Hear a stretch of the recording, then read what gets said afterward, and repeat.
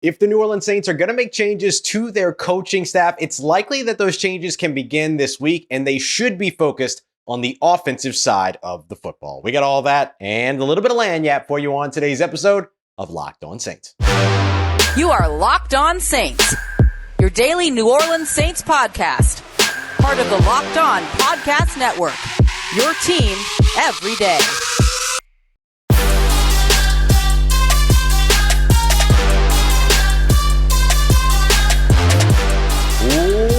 What is good, Who Dat Nation and Who Dat family? I'm your host, Ross Jackson, here on the Locked On Saints podcast, your credentialed media member covering the New Orleans Saints as a senior writer and reporter over at Saints News Network. And on today's episode of Locked On Saints, we're going to be taking a look how the Saints could use some of their early draft picks to start building their offense back up. But we're also going to be taking a look at the defensive side of the football in round one. We know the New Orleans Saints love their prototypes at defensive end in the first round. And there's one guy that matches their prototype that has a very, very good outlook to the next level. We're going to get to all that, and we're going to start everything off with taking a look at some of the changes that the New Orleans Saints could be looking to make to their coaching staff over on the offensive side of the football as early as this week. Thank you very much for being an everydayer and for making Locked On Saints your first listen of the day every day, part of the Locked On Podcast Network, your team every day. Today's episode is brought to you by our friends at Game Time. Download the Game Time app, create an account, and use the promo code LOCKEDON for $20 off your first purchase. All right, y'all, let's get into it. If the New Orleans Saints are going to be making some moves on their coaching staff, they're very likely to begin this week. And if they do indeed begin, it's the offensive side of the football that needs the attention, that kind of needs a little bit of an overhaul. And it all starts for me at offensive coordinator. By the time that you're watching or listening to this on Monday, the New Orleans Saints could have already made moves. So we'll be able to come back to that, break all of that down on Tuesday. And I'm sure we're going to be hearing from the New Orleans Saints, getting another, some more media availability and stuff like that throughout this week at some point. This feels like usually the time where that kind of stuff happens.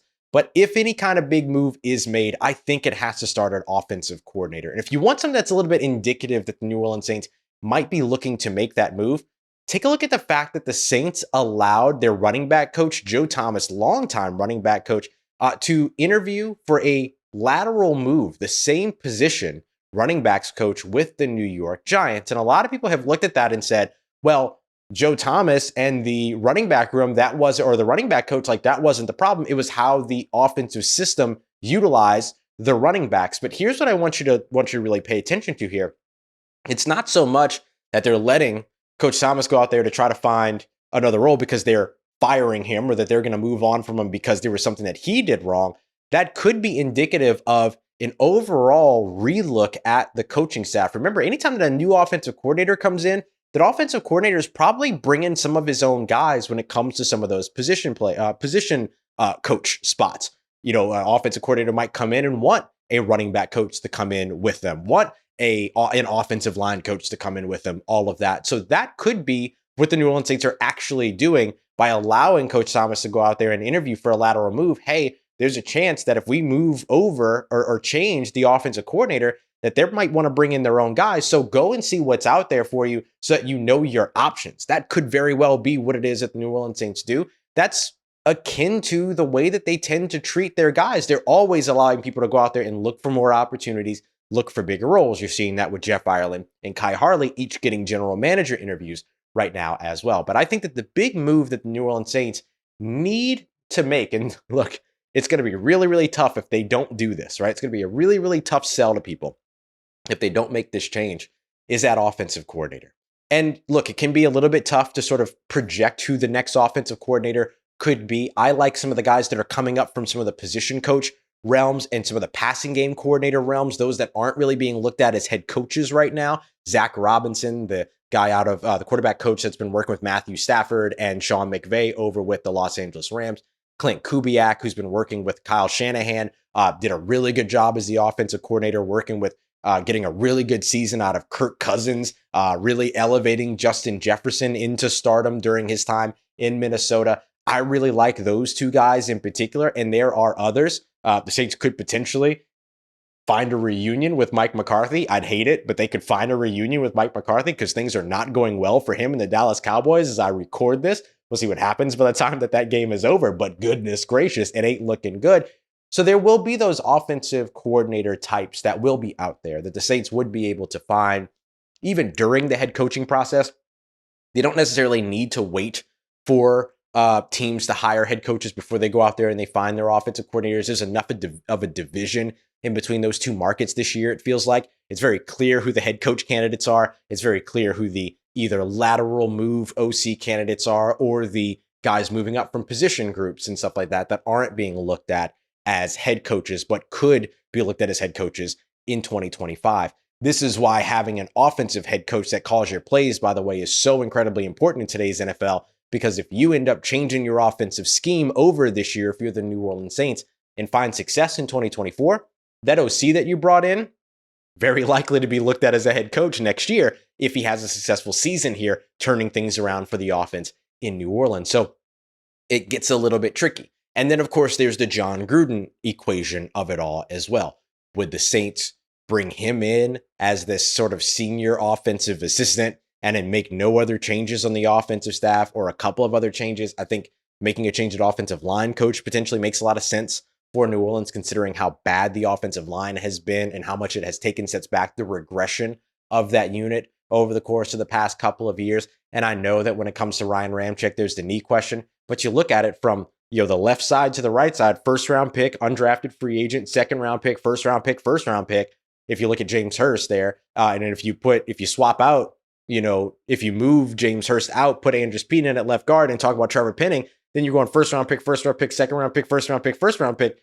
They've invested in the position, and now it looks like they need to invest in the position all over again here in 2024. I'm going to give you a really good option for how the Saints can do that without burning another first round pick here in a little bit as we close out today's show. But I think offensive coordinator, offensive line coach, those are two spots to really pay attention to. We'll see what happens with Coach Thomas when it comes to the running back spot and what that could potentially mean for New Orleans as well. But I think everything's got to start at the top. If the Saints really, really want to improve their offense and take a big step forward, then they need to not sign themselves up for the same inconsistencies, the same tendencies, and the same concerns, issues, problems, however it is that you want to identify them and whatever it is that you want to call them. They need to not sign up for all that for a third year. They need to make a change here. And there's good candidates, the Zach Robinsons of the world, the Clint Kubiaks of the world, and others that could be really, really good for New Orleans. The reason why I mentioned staying away from Mike McCarthy is because if you've watched the Dallas Cowboys all season,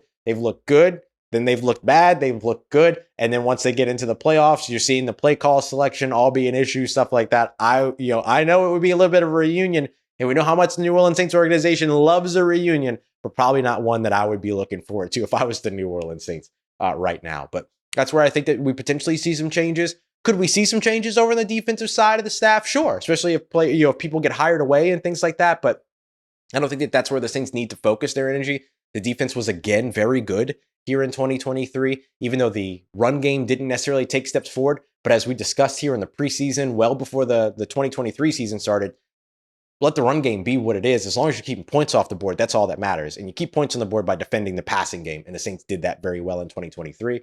No reason to believe they won't do that again very well in 2024, for that matter. So if I'm the New Orleans Saints, I'm focused in on making changes in the offensive staff. We'll see exactly, though, what it is that they do with some of those changes potentially coming this week, or at least in the near future. All right, we're not done yet. It's Monday for the offseason, so let's get into our first mock draft Monday. We're doing the first 4 rounds. That's 3 picks for the New Orleans Saints, at least as it stands right now, with the assumption that they get that 4th round compensatory selection. And we're going to start off with the edge rusher that fits the prototype that we know the New Orleans Saints will like, but has a very, very good outlook in terms of his transition to the NFL. We got that coming up for you next as we continue on with today's episode of Locked On Saints, part of Locked On Podcast Network, your team every day.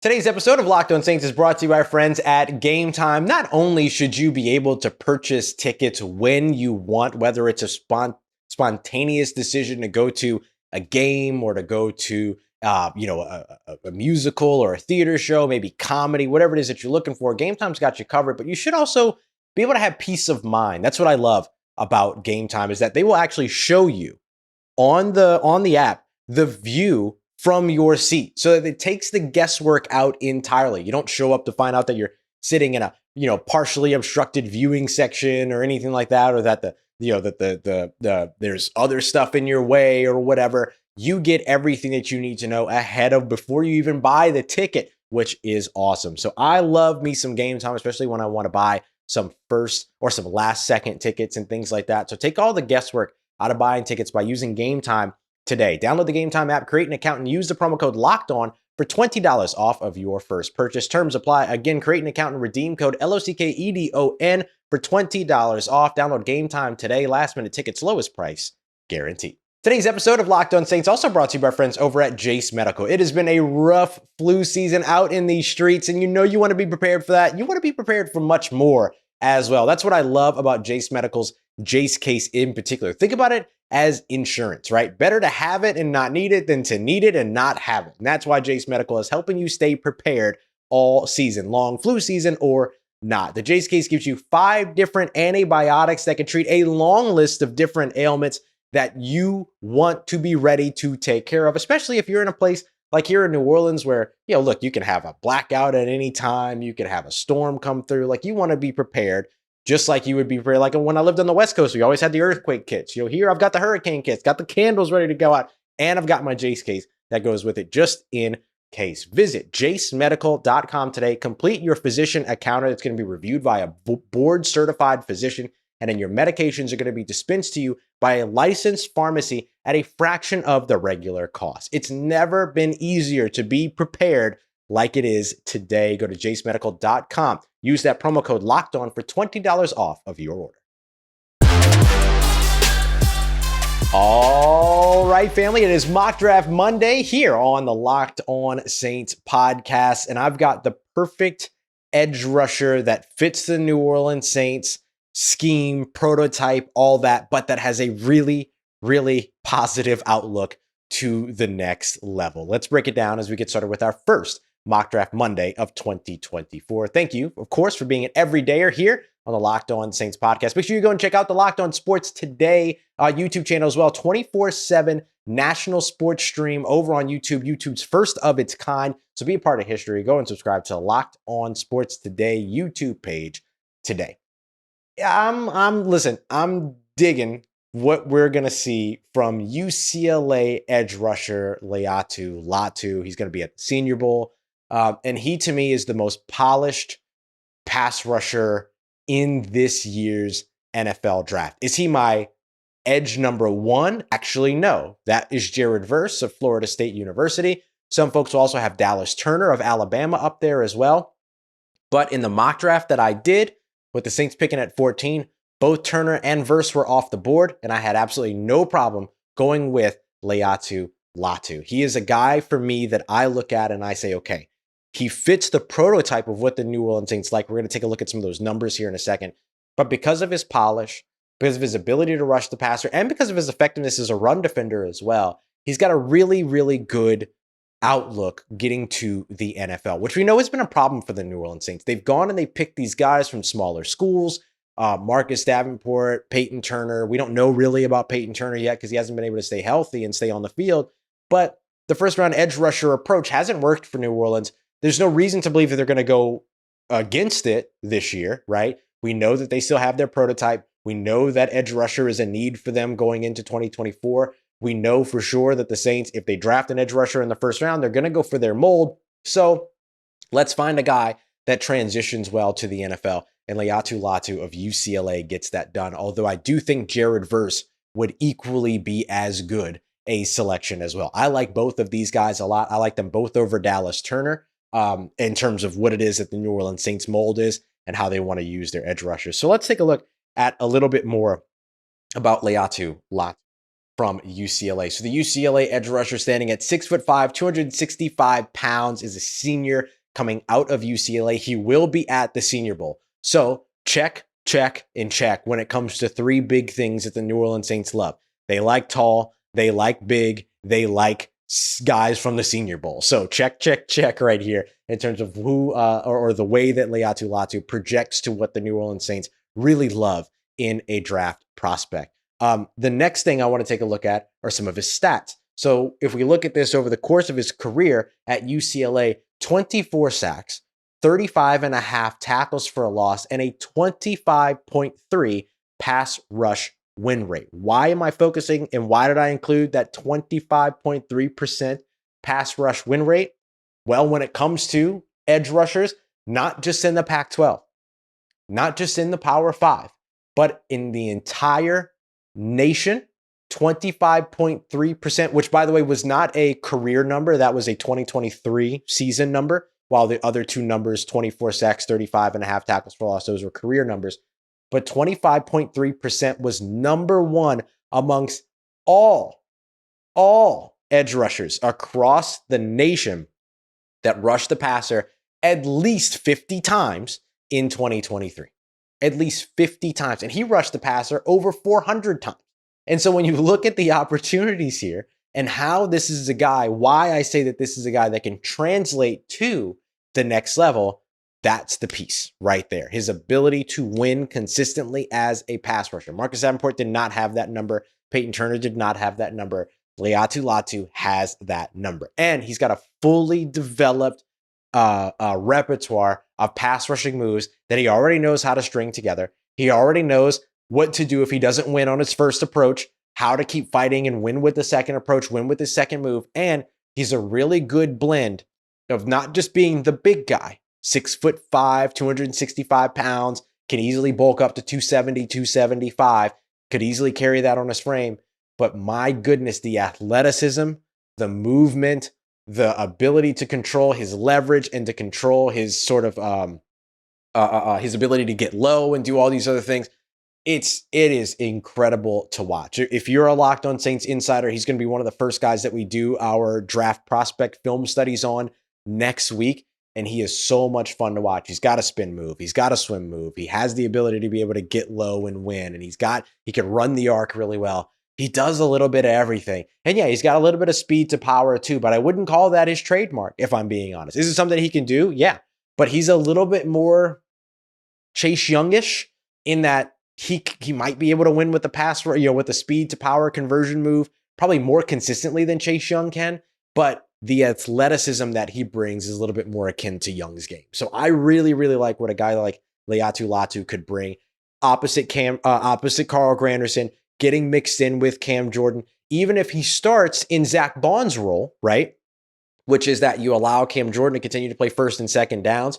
You could potentially move him inside on third downs. I'm sorry, Cam. Don't be mad at me for saying that. We know Cam Jordan doesn't. He wants to play on the edge. He wants to play on the outside, all that. The villain arc, or as he calls it, the redemption arc. I want the villain arc for Cam Jordan, if I'm being honest, because I think that'd be a lot more fun. But the redemption arc is going to be there for him for 2024, of course. But being able to mix in some of these younger guys, getting younger at the position, these are all things that the New Orleans Saints want to do. And I think that the Saints learned very, very well over the course of 2023 with Caden Ellis, 2022 with Caden Ellis, 2023 with Zach Bond, that having that speedier, faster, more athletic edge rusher in certain situations, particularly in those third down, obvious passing down situations, absolutely has value to mix in with their usual prototypes. So how about a guy that checks both boxes? And I would make the same or similar argument about Jared Verse. A little bit more coming out of Florida State, a little bit more of the speed to power conversion guy, but endless ability between both of these dudes. So I'm really excited about who the Saints could land at 14 if they go edge rusher. I know that it's going to come affixed with a whole bunch of prejudgments based upon how much the Saints have missed at that position. But listen to me. If they draft Jared Verse, if they draft Laiatu Latu, they should be in fine position going with a first-round edge rusher. As long as they take those two guys. If they try to go for some small school dude in the first round that should have been at the end of the first, maybe in the second, then, look, all bets are off. That's on them. It's whatever. But if you want a solid prospect at 14, UCLA edge rusher Laiatu Latu is one of the most polished edge rushers in this year's class. And Jared Verse as an absolute demon coming off the edge are the two guys that the New Orleans Saints should absolutely be interested in going into 2024. Now, we know that the trenches are going to be a big time focus for the New Orleans Saints. So maybe they start at edge. Maybe they start at offensive tackle. In either case, they're going to be able to get some good players in the first round and in the second round at each of those positions. So let's continue that part next as we continue on, because we still got more for you on today's episode. We got two more picks, including a player that would easily be able to challenge Trevor Penning at starting at left tackle in 2024. Got that coming up for you as we continue on with today's episode of Locked On Saints, part of Locked On Podcast Network, your team every day. Today's episode of Locked On Saints brought to you by our friends at FanDuel. Right now, if you took the Green Bay Packers to upset the Dallas Cowboys, you're looking good as they are absolutely beating the brakes off of Dallas. But with two more playoff games coming up tonight on Monday, Pittsburgh Steelers, 10-point underdogs going up against Buffalo in a frozen tundra. And then, of course, the Philadelphia Eagles favored by 2.5. Traveling to Tampa to take on the Buccaneers. If you want to get in on any of that action, FanDuel is the place to do it. And right now, if you're a new customer, it's even better. It's even more fun because you're going to get $150 in bonus bets guaranteed when you simply place a $5 bet. Win or lose, that's $150 in bonus bets guaranteed. And then you can use all that for same game parlays, which are super fun. And this super easy to use app. You can get to the Explore tab to find new bets and much more. So visit FanDuel.com/lockedon today to get started. That's FanDuel, official partner of the NFL. Let's get it. Who Dat Nation? The New Orleans Saints can begin to rebuild their offensive side of the football, not just in free agency, but even without burning a first-round draft pick on the offensive side of the football in the 2024 NFL draft. And I've got two prospects that would be perfect for what it is that New Orleans will likely be looking for in 2024. Don't forget, we are your team every day. So coming back in tomorrow's episode, we're going to be taking a look at some of the potential changes that got made, right? Do we hear about some of these moves on MLK Day on Monday? If so, we'll be breaking all of that down. If not, then I'll tell you still a little bit more about what it is that we're expecting from the New Orleans Saints as we move forward. So I appreciate you very much for being here. Let's take a look at the second and fourth rounds for the New Orleans Saints. So drafting in the second round, the Saints sit at pick number 45 at this time. Their estimated third or fourth round pick would be a compensatory selection with Marcus Davenport signing a $14 million deal with the Minnesota Vikings. That went well. And then because of that, they would probably land somewhere in like the 130, 140 range. Pro Football Focus in their mock draft simulator has them selecting at 136 as a projected compensatory selection. So that's what we're looking at here. A second round selection from Denver pretty early on in the first half of the second round. And then late in the fourth round is basically what we're looking at as well. So I've got two players here that I selected. I stuck with the trenches in the second round, thinking, okay, we went trenches on the defensive side in the first round. Let's go trenches on the offensive side in the second round. Whether that's predictive or not doesn't really matter to me. I'm just looking at this as a scenario. If the Saints go defensive trenches first round, let's go offensive trenches in the second round and then see what we can do in the fourth. And so for me, this one was pretty simple. I went to what is now a Power 5 school. The Saints have dipped into this school before in Houston, and I went with left tackle out of Houston, Patrick Paul. This is a dude. He has played literally nothing but left tackle throughout his entire time at Houston, which he has been there. He spent 4 seasons there with a couple of real seasons. Is that right? 4 seasons? 2019, 20, 21, 22, 23. So yes, yeah, I was right. Okay, so that's 5 seasons, Ross. Learn how to count. Okay, so 5 seasons there, including like a couple of easy seasons his first couple of years, and then really started to get into his playing opportunities later on. 6'7", 315 pounds, junior, but will also be at the Senior Bowl. Keep in mind that now the Senior Bowl has expanded to allowing underclassmen in. So Patrick Paul, who's originally from like East Texas, at 6 years old, moved back to Nigeria, which is his home, and then ended up coming back, playing football at Houston, all this other stuff. And he's a really solid player. But now, because of the Senior Bowl getting to expand to underclassmen, he now gets an opportunity to showcase what he can do at the Senior Bowl as well. So I just said a lot of things that sound very New Orleans Saintsy, didn't I? 6'7", offensive tackle, 315 pounds, athletic type of guy that can move around very well.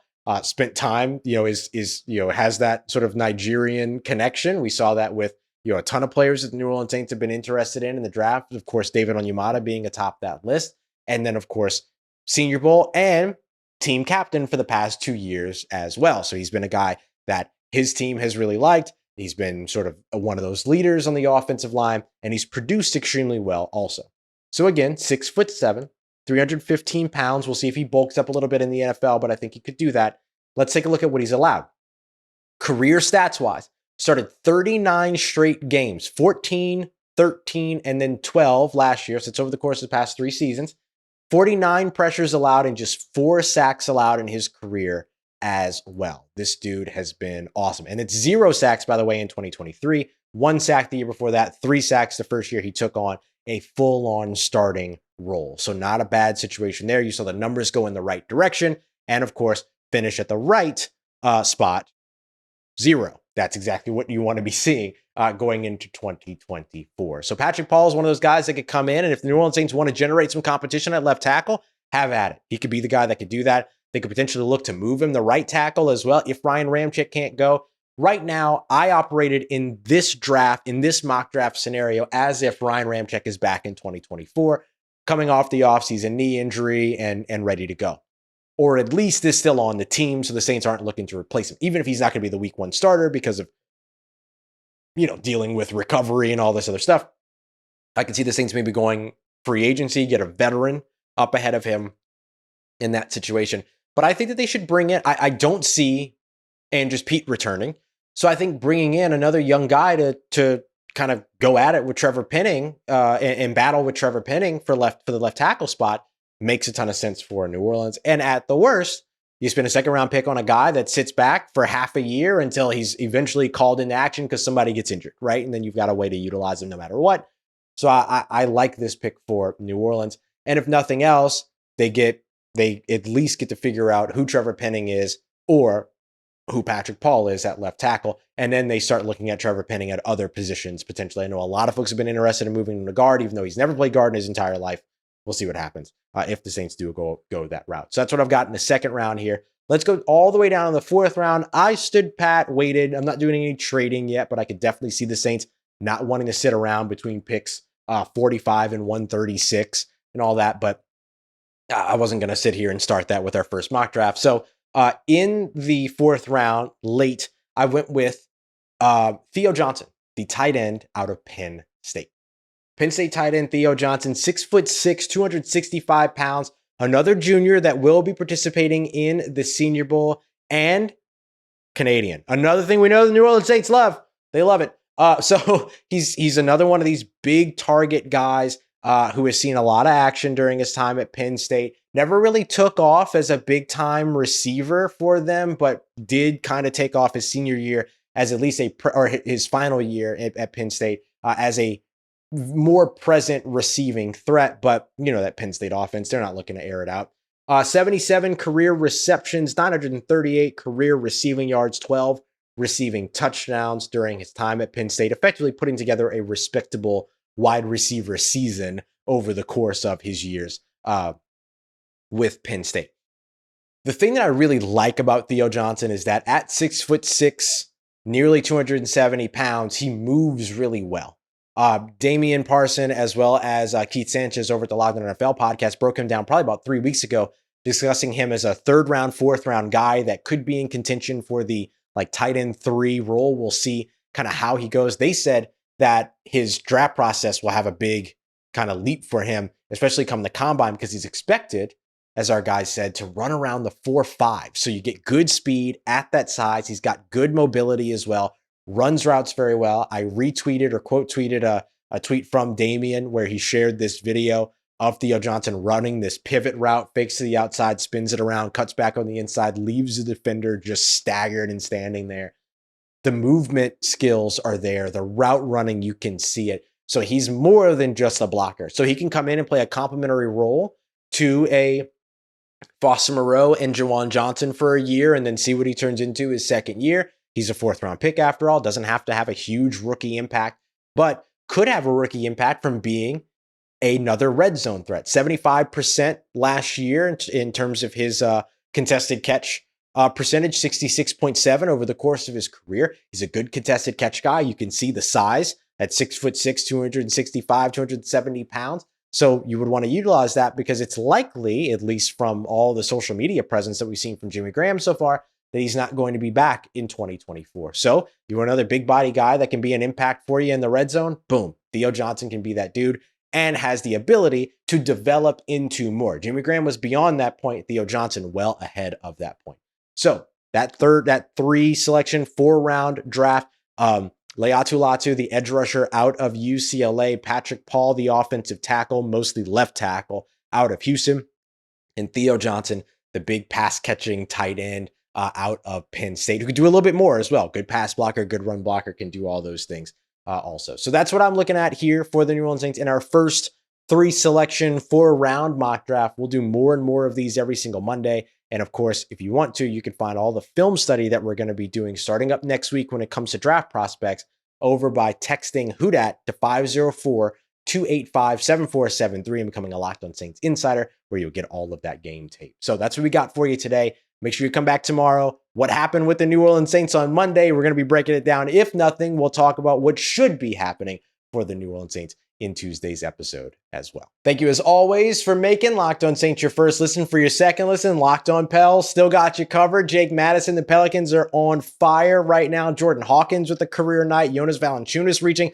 11,000 career points. So much excitement going on here in the city of New Orleans around the game of basketball. Yep, it's a basketball city. It's a sports city. We don't know how many times we got to tell them. So go and check out Locked On Pelicans today. Thank you very much, as always, making Locked On Saints a part of your day, part of your routine, for saying yes to me and the show. As always, if you see me, please say hi. And if you need anything else around your New Orleans Saints in between these episodes, make sure you follow me on your favorite social media at Ross Jackson, NOLA. Hit me up. Let me know how the family's doing. Let me know how you're living. Let me know how you're momming them. And trust you, that nation. I'll holla at you.